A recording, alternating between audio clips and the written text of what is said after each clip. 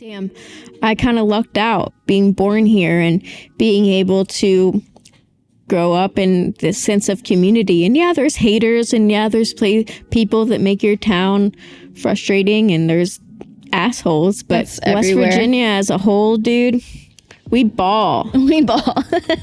We ball. Yes. West Virginia forever. West Virginia forever. Hey, I'm Riley. And I'm Macie, and you're listening to Two Girls, One Joint.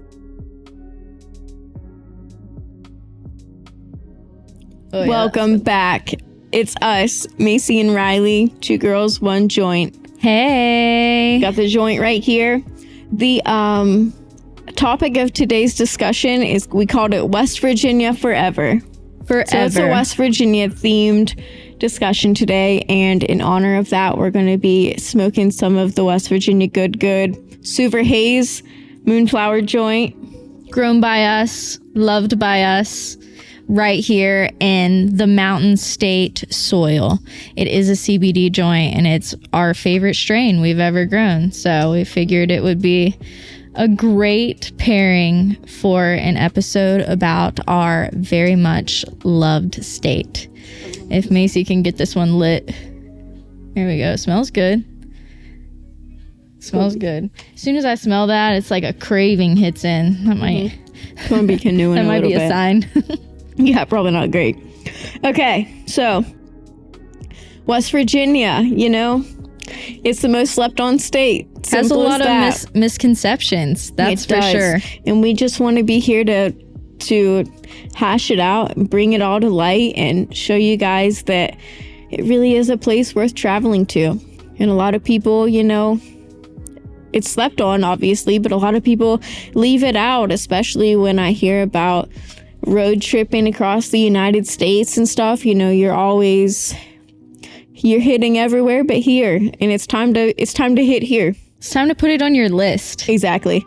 There are so many things here. If you are looking for a place to truly feel like connected with the land and feel a certain way, as far as like, I don't know, I've traveled to a lot of these national parks around the country and things like that. And although they are very beautiful, there is not a personal experience like the one that you get here. When you go and visit some of our best spots like Seneca Rocks and things like that, sometimes you have it all to yourself. And you're like, I own this shit. I'm on top of the world. At the same time that I hope West Virginia gets the recognition that it deserves, I also don't want it to become a tourist place, because I think it really has the potential to, but it is so nice. And we now have our own national park, the New River Gorge, which is really cool.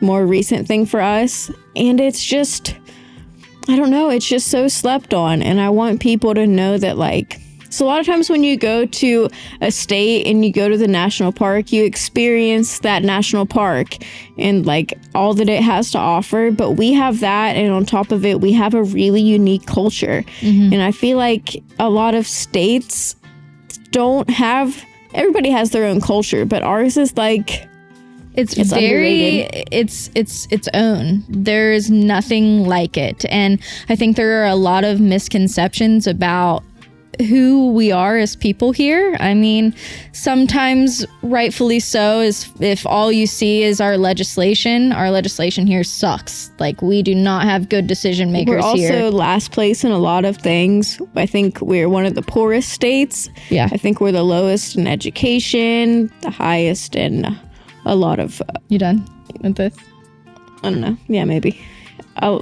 The highest in a lot of like drug and opiate problems, but it's like that combined with the fact that we're very stigmatized to be a hillbilly, redneck, backwoods, inbred type of vibe, and it stopped, like, all of that stuff together stops people from seeing the beauty here. Yeah, and honestly, those things, like, although they are present here, I think that a lot of people would be pleasantly surprised at how many, like, earthly people are here, and like hippies, and a lot of the people that live here in West Virginia are so connected to the land. It's a really different type of experience meeting people here. And if you want me to put a little education on you, Do it. we are last place in a lot of things, as we said, but it's not a direct result of the people here. The people here are beautiful. We're hard workers, and we've been intertwined in these blue collar industries for a really long time. This is due to a lot of lack of opportunity here. Coal mining. We were a coal rich state, and that was the start of everything. That was the start of it all. Coal mining, logging, all of those type of really strenuous types of careers. We were grown on. West Virginians were bred on those type of industries, which caused a lot of pain. Like, those industries take hard work. It's backbreaking work, and a lot of times people did that for years with not great access to good work facilities or regulations or anything like that. And one of the biggest reasons that we have this opioid crisis here is because the pharmaceutical industry saw an opportunity in pain. And because so many West Virginians were struggling with pain, and a lot of people throughout Appalachia are struggling from pain through these blue collar type of industries, Big Pharma started rubbing their hands together, and they're like, oh hell yeah. Specifically Purdue, if we want to name it. When OxyContin first became a thing, they targeted Appalachian regions because there was, number one, it's a quick fix for pain. Nobody had a lot of outside information. Doctors here actually didn't have access to a ton of outside research. So OxyContin was a really easy sell at the time. And we passed out prescriptions like it was no candy here. And it's not like we had huge access to healthcare to begin with. It's not like people would just keep reoccurringly go to the doctor because they're experiencing all of this. No, they saw the first relief that they could get, and of course they went for it. I mean, pain is the worst pain. thing is chronic pain, but everybody knows that opiates are so easy to take hold in an addictive way. Yeah, Purdue actually started with a lower dose, and that was the very first launch of OxyContin. It was in a low manageable dose, but as we all know, tolerance develops. And instead of Purdue recognizing this, they said, oh shit, here's a hole. Here's something that people can buy over and over and over again. And we can target these rural doctors and areas with this type of medicine. So they just kept bumping up the dose until people were seeking something even bigger, which is where fentanyl and heroin worked like a charm. And now it's just so deeply, because that wasn't that long ago. You know what I mean? We didn't have access to anything but a prescription forward regimen here. It's not like our state didn't have the money. There was no preventative or curative measures taken. We didn't recognize this as a mental health or a health crisis. Instead, pharmaceutical companies saw this as an opportunity to make money. And now this has affected our state for generations. Yeah, ever since then, it was a snowball effect. And, that's a big reason that we get a bad rep. That, and, that there hasn't been the greatest opportunity for education here for a long, long time. Those things kind of coincide. And because of these things, we've gotten a really bad stigma. And, that's a hard thing to crawl out of, especially, today's day and age. You have social media and those things, and people gain an understanding, or what they think is an understanding, of West Virginia without ever traveling there, without ever seeing things firsthand. And I feel like if people did and actually took us and our state for what we were, it would be a different story. Yeah, the people here are beautiful. It's hard to find somebody that isn't going to stop their car and let you out or hold the door for you. It's so easy to talk to strangers here and feel safe. I've heard from so many people that travel here from different places. There's like, everybody's so nice, everybody's so talkative, you know what I mean? And I think that's the best. The sense of community here is strong.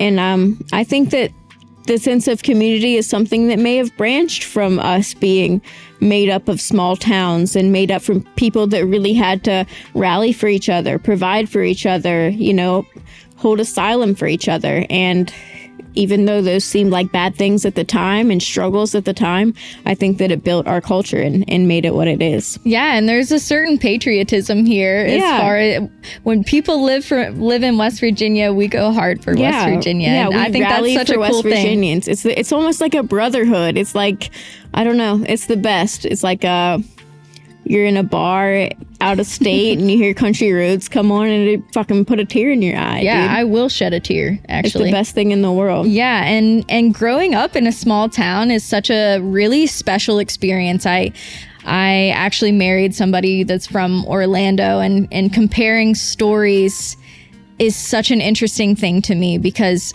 all of my experiences here were so personal, and I felt like I knew every single person that I went to school with, and I knew everything that was happening all the time. And which at the time can feel like a pain in the ass, you know, when you're a teenager and you're going through the rough of it and all of your awkward phases and things like that, and just figuring out who you are. It's hard to be in a small town sometimes, but then you become an adult and you're like, wow, this really made me who I am. This really shaped me with such an intense sense of camaraderie and community, and it's a really special thing. And I never realized that, honestly, until I got older.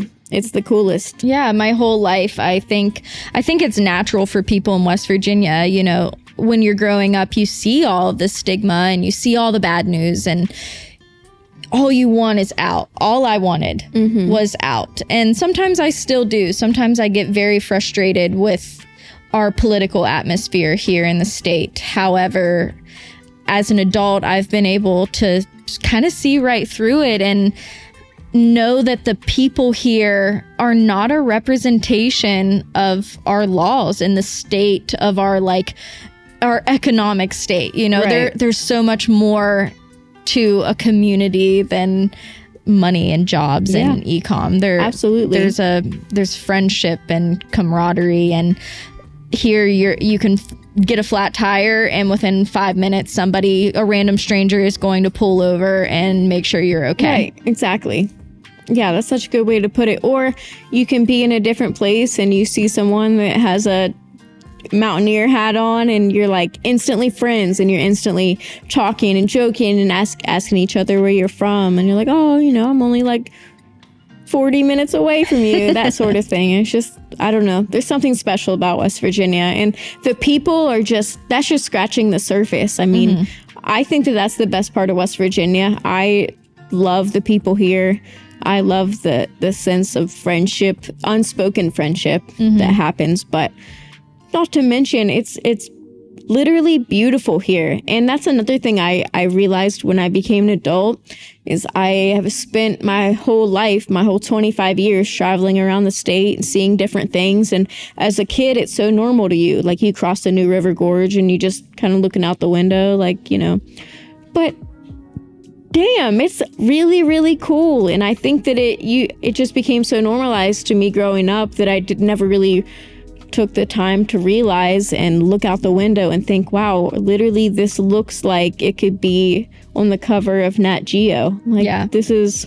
Yeah, it's beautiful. Really cool. And the seasons here, I know that there's a lot of states that experience the seasons, but the season change here West Virginia seasons are elite. Yes, and it's part of the culture. Like, that's the thing. Spring comes around. West Virginia comes alive in the springtime. That's like the best. Yeah, you have ramps, huge West Virginia thing. And if you don't know what a ramp is, you got to come here and experience it for yourself. April in West Virginia is like the best time because you have, you know, everybody's coming out of hibernation. Everybody's ready to be together again. You have these amazing little garlic/onion plants growing out of the ground, and we pick them all together, and we have huge feeds where everybody buys a ticket at libraries, churches, community centers, restaurants, anything ramps, you can think of. Everything. Yeah.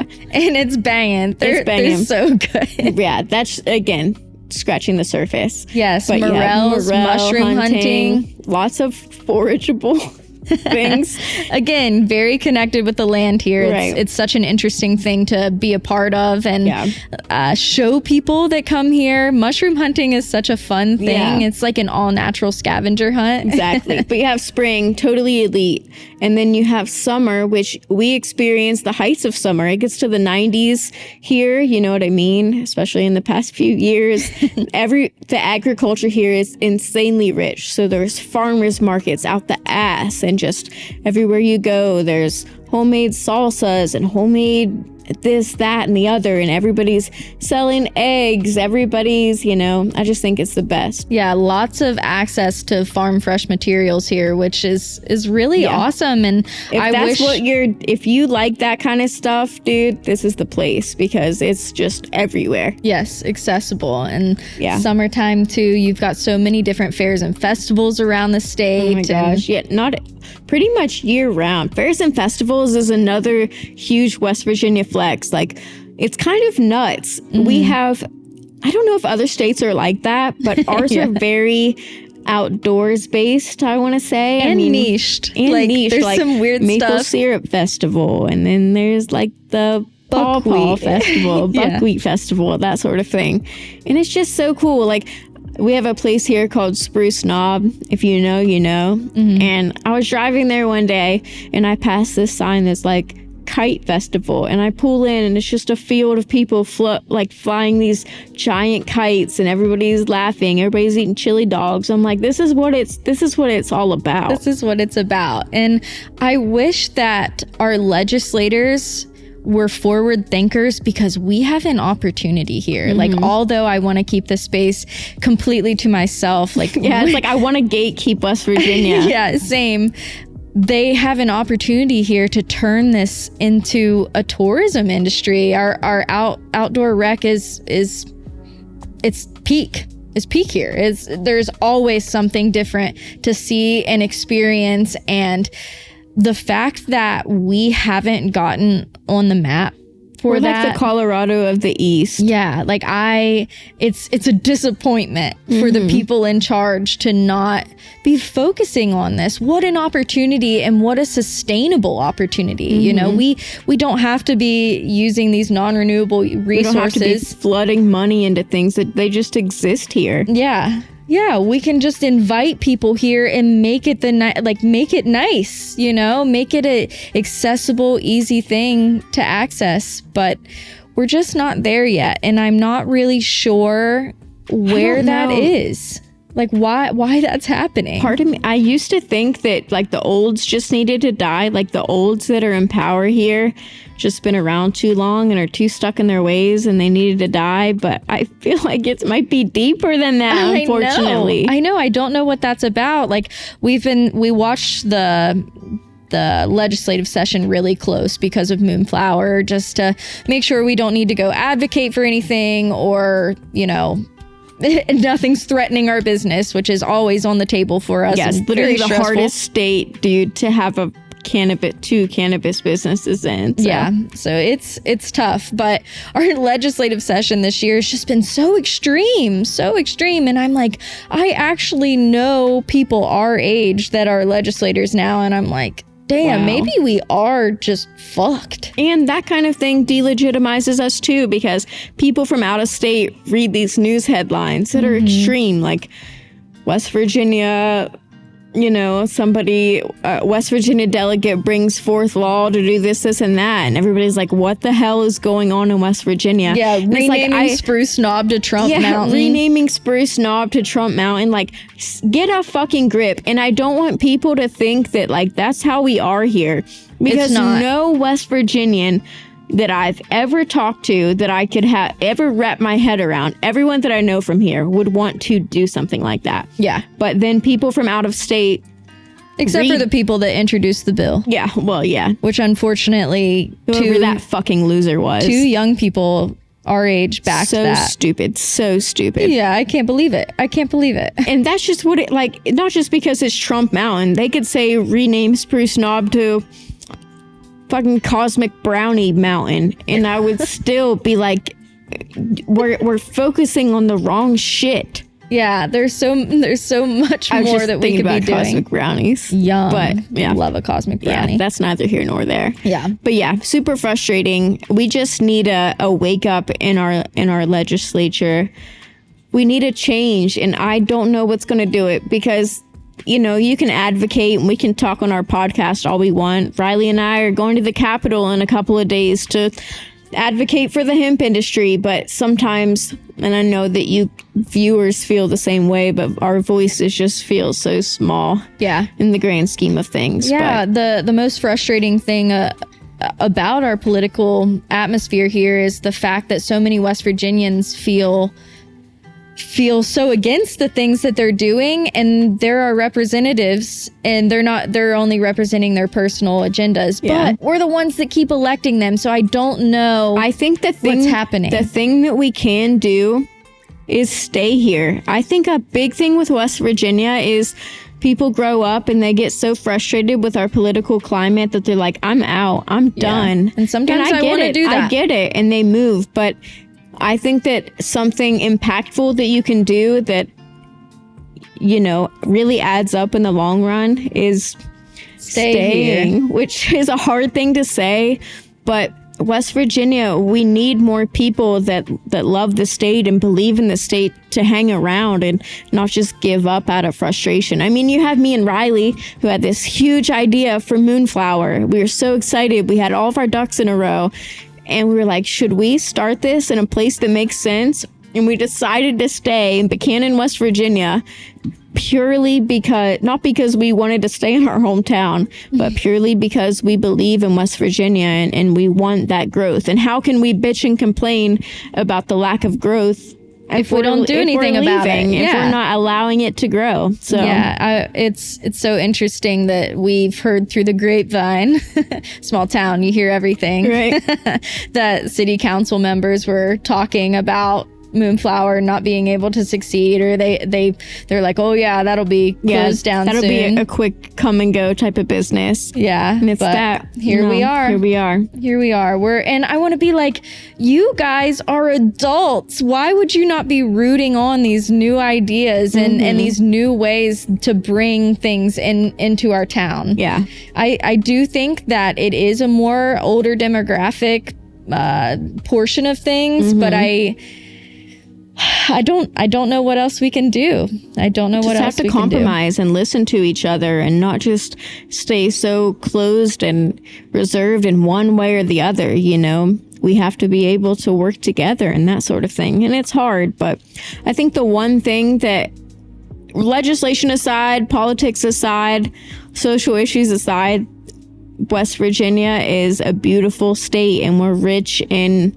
might not be rich in education and wealth, but we are extremely rich in love and in beauty and in nature and in natural resources, community, you know, and it's those kind of things that we need to build off of to really help West Virginia reach its full potential. Yeah. And I think that it can. I really do. And like I said, it's like, you want to gatekeep it because it's so nice to be able to go to all your favorite spots that look like they're straight out of a movie and have it to yourself.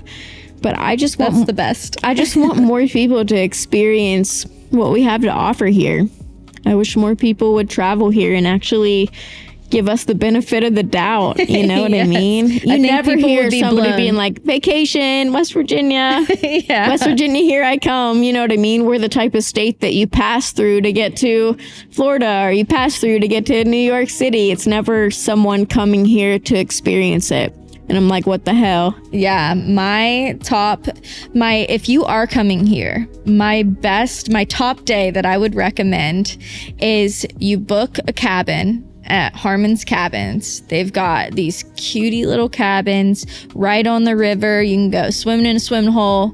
You can go fly fishing. You can go rock climbing, hiking, all those things. They've got the sauna hookup, hot tubs, all that. Yeah. Pretty affordable.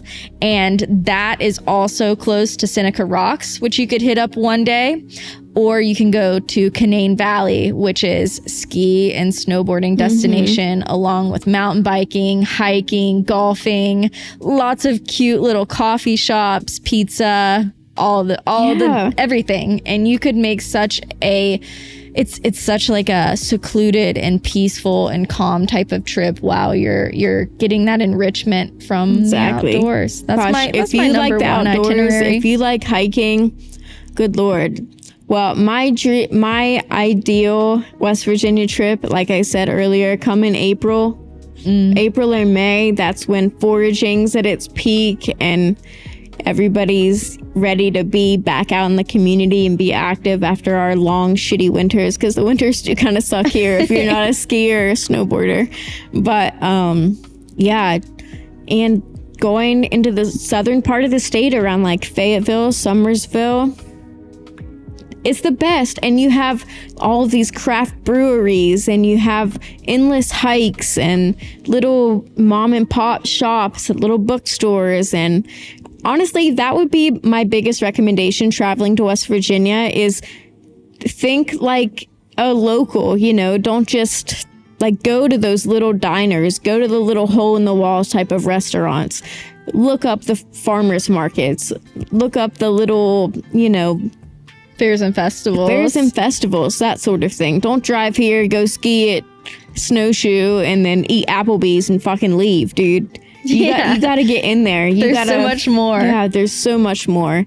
And if you like craft beer, you could do a state tour. I mean, I know we don't have as many craft breweries as other cities and stuff may have, but if you did a craft brewery tour of our state, you would see everything. Yeah, you'd really get to see it all. You would see people out there fucking growing their own hops on their grandpa's farm, driving it into their brewery, and like using their own blueberries, like all of the, I just think it's so cool. Yeah, I'm fresh drinking vibes. a Big Timber Frost Notch. Huge shout out to Big Timber. So proud of them. It's a brewery from one county over in Randolph County, and they killed it. It's just awesome. Yeah, but they're everywhere. If you're into that kind of stuff, dude, you can come here and make it happen. Yeah, come here and make it happen. That's I guess what we're trying to say. Yeah. And don't let the stigmas keep you away or send you away.